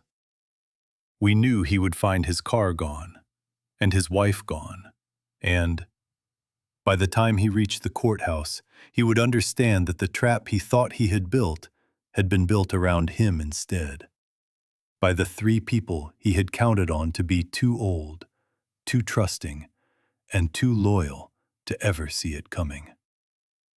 A cornered man does something reckless. We did not know yet what his reckless thing would be.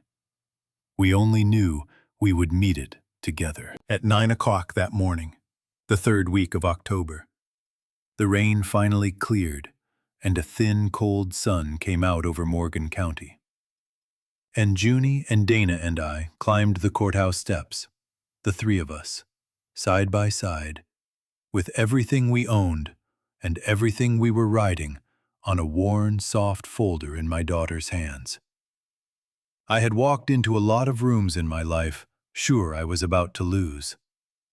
I did not walk into that one. The courtroom in Morgan County is a plain room with tall windows, and that morning it was fuller than I had ever seen it. Then I saw Earl Pruitt in the second row in his good Sunday jacket, Ray Colton beside him, Clara Henderson, Walt Greer, Ed Garfield, and a dozen more faces I had sold lumber to across 45 years. Nobody had told them to come. Word had moved through the county the way it does, and they had closed their shops and left their fields to sit in a courtroom on a Tuesday for an old man they did business with.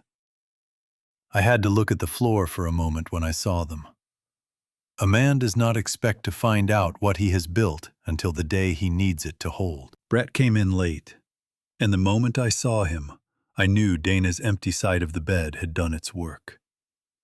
The smooth, certain man who had set a folder on my workbench in September was gone.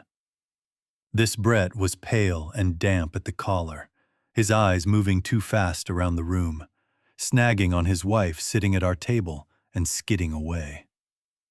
Dale Sturgis put a hand on his arm, the way you steady a man you can feel coming unbolted, and leaned in to say something low and firm.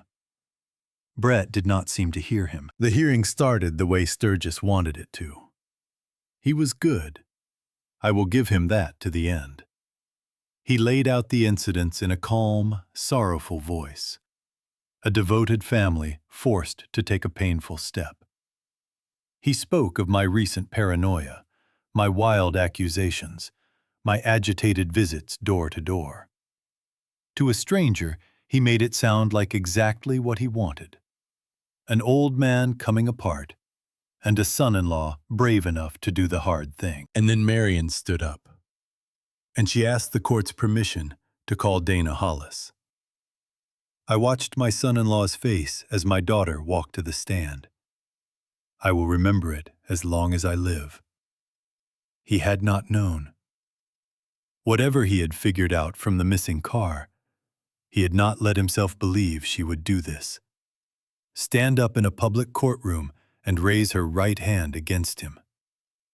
His mouth opened. Sturgis gripped his arm harder. Dana did not look at Brett. She looked at the judge, and she told it plain, the way her mother would have, how she found the notes in June, what was in them. She did not raise her voice. She just opened that worn, soft folder and let her husband's own handwriting speak. The numbered list of incidents to manufacture. The schedule of my routines. The draft petition with his edits in the margins, dated months before anyone said a word about my mind. The messages to Roy Taggett, where Brett called my whole life a transaction he was closing. I watched it land on the judge the way I had watched the truth land on me at that kitchen table in August. The slow change of a face when the pieces stop being a confused man's story and start being a frame. That was when Brett did the reckless thing. He stood up. Sturgis grabbed for him and missed. And every careful thing his lawyer had built over 3 months came apart in about 15 seconds. Because the man who had spent the whole autumn telling a courtroom that Harlan Voss was unstable could not, when the floor opened under him, keep his own feet. "You have no idea what he is worth," he said. And he was not talking to me. He was talking to the room, to the judge, to anyone. That store, that lot, it is sitting on the only riverfront parcel left in this town, and he treats it like a hobby. I was going to make something of it. I was going to make us all rich. And he was going to die on a stool counting deck screws. His voice climbed. "Roy is going to take my house. You understand? You all sat here feeling sorry for this old man, and Roy Taggett is going to take my house." "Mr. Hollis," the judge said. But it was done. He had said it in open court, in his own voice, with a county full of witnesses listening. Everything Dana's folder proved on paper, he had just confirmed out loud. The motive and the malice and the man underneath the pressed shirt. Sturgis sat down slowly and stopped writing on his pad. There is a moment a lawyer knows his case is dead. I watched it cross his face. Marion did not even need the neighbors after that. But the judge let a few of them speak, and I am glad he did. Earl told the court about a man who figured a $400 order in his head last Tuesday while they talked about the weather. Ray told about a voicemail that never sounded like me. Clara told about 30 years of a man who never cheated her a dime. They were not expert witnesses. They were better than that. They were the county itself, standing up one by one to say, "We know this man, and you are wrong about him." The judge did not take long. He denied the petition for guardianship in full. He found, on the record, that there was no credible evidence of any incapacity, and considerable evidence of a deliberate scheme to manufacture it. He ordered the matter of the forged documents and the financial conspiracy referred to the prosecutor for review. He looked at me before he left the bench. An old judge, near my own age. "Mr. Voss," he said, "it seems to me your mind is as sound as anyone's in this room. I am sorry the court was nearly used against you. Go home and run your store." I should have felt like a man who had won everything. I looked across the aisle at Dana, watching the husband she had just destroyed be led out to talk to the prosecutor. And I understood that winning and being glad are not always the same thing. The wreckage came down slow over the next few weeks. The way a bad tree comes down once you have made the cut. You stand back and you watch it go. And there is no taking it back. The prosecutor did not waste time. The forged documents, the manufactured incidents, the conspiracy to defraud. All of it was there in Brett's own hand, gift-wrapped by Dana's folder. Charges came down before the month was out. I will not pretend I followed every legal turn of it. Marion kept me informed, and I let most of it wash past me. Because by then, the part of this that mattered to me was no longer in any courtroom. Roy Taggett did exactly what men like Roy Taggett do. The moment Brett stopped being useful, the moment the Voss property was gone for good and there was nothing left to pry loose, Roy called his note. He took the house in Bloomington. He took the car. He took everything Brett had borrowed against and leveraged and gambled. And he did it without a flicker, the way you collect a debt from a stranger. The dangerous man Brett had been so afraid of had never been his partner. He had only ever been his creditor. So Brett lost it all. Not because I destroyed him. I want to be careful about that. Because it matters to how I have had to live with this since. I did not ruin Brett Hollis. Brett ruined himself. In his own office, in his own handwriting, months before I knew a thing about it. All I did, all any of us did, was refuse to be the thing he tried to break to save himself. The rest he built with his own two hands, the same as I built my store. I saw him one more time, near the end of November. He came to the store. I do not fully know why. He stood just inside the door, in a coat that did not fit the way his old ones had. A thinner man, a grayer one. And for a moment, neither of us said anything. This was the man who had set a folder on my workbench and tried to take my whole life. I had every right to throw him out into the street. I did not. I cannot tell you it was because I had forgiven him. I had not.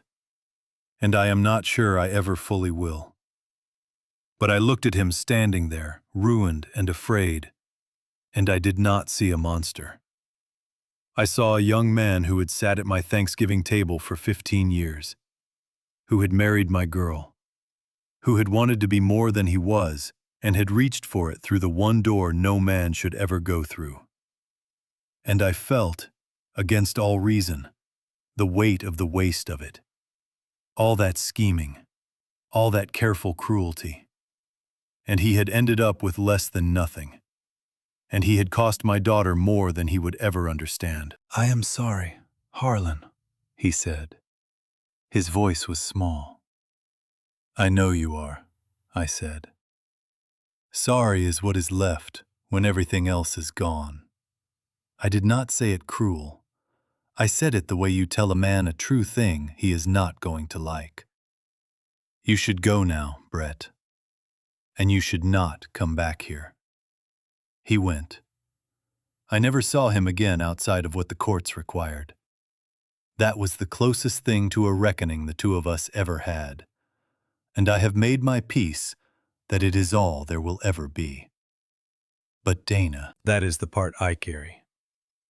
My daughter did the bravest thing I have ever seen a person do.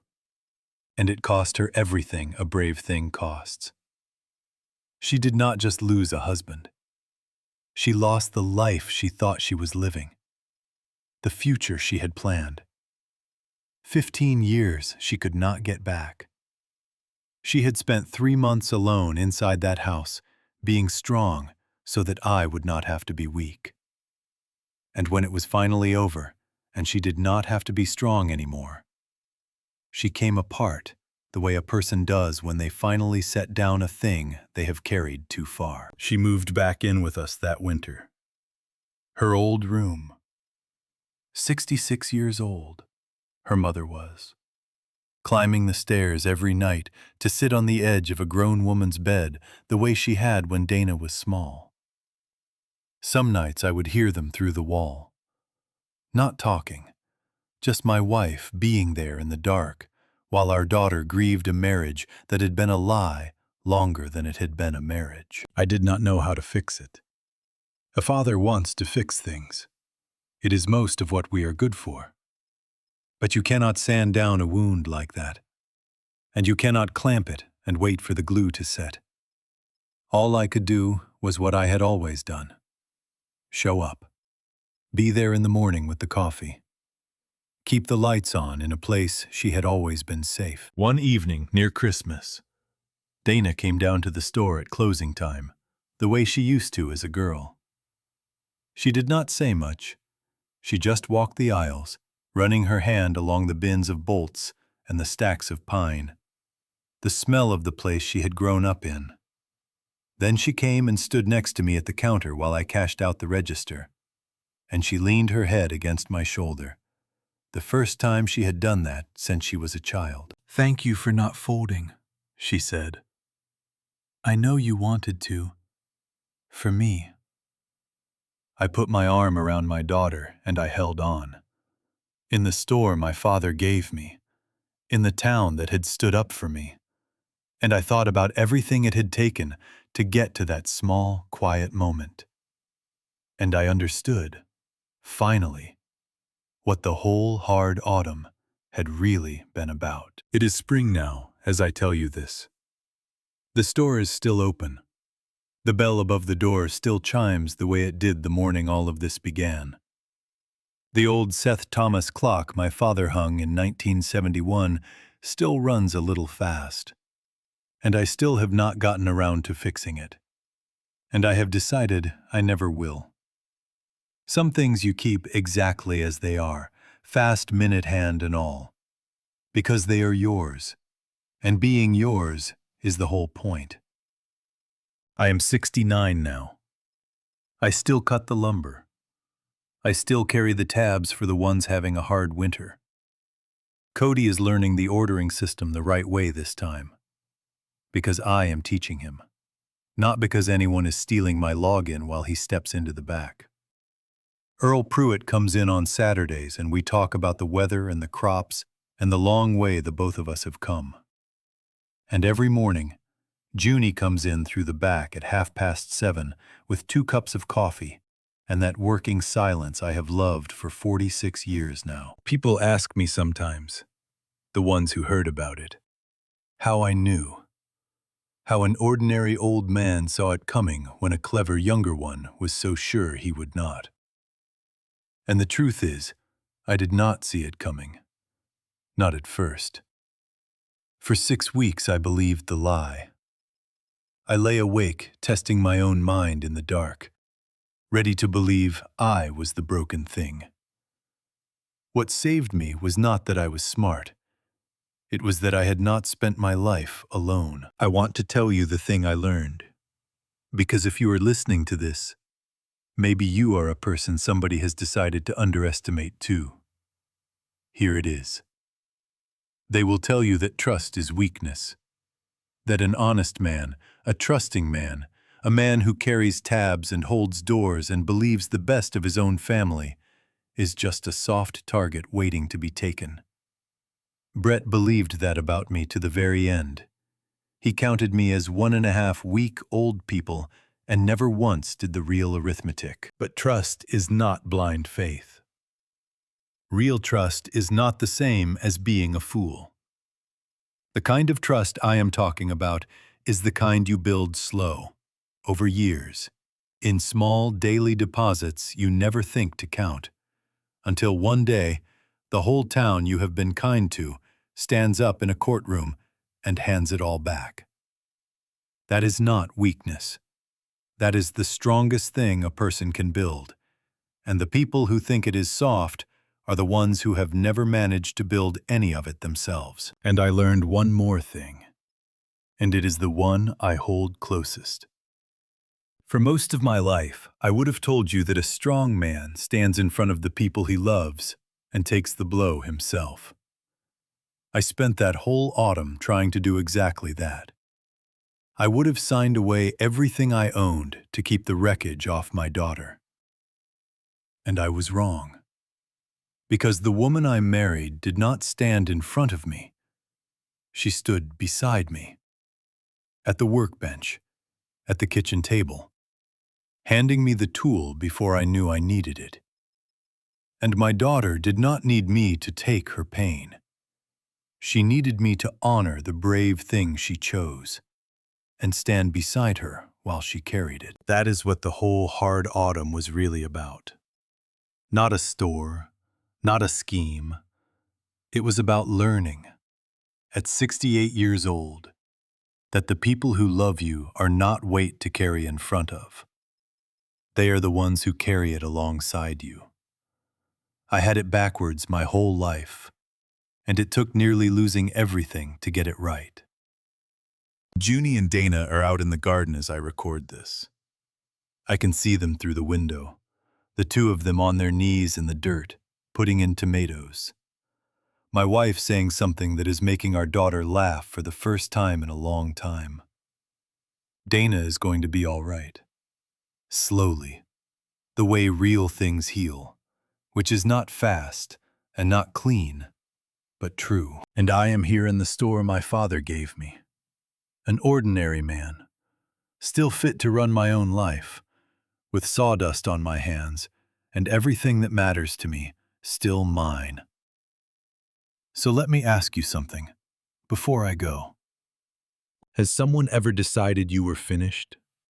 Looked at your gray hair, or your slow way of talking, or your steady, ordinary life, and counted you as already done? I would like to hear about it.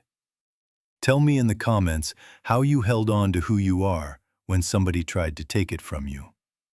I read them. People like us, the ones the clever ones underestimate, we ought to know we are not alone. And if this story meant something to you, if it brought to mind somebody you love, somebody who showed up for you the way Junie showed up for me, share it with them. Tell them it came from an old man in Indiana who learned the hard way that being kind for 45 years is not the same as being weak. Stay with us, if you would.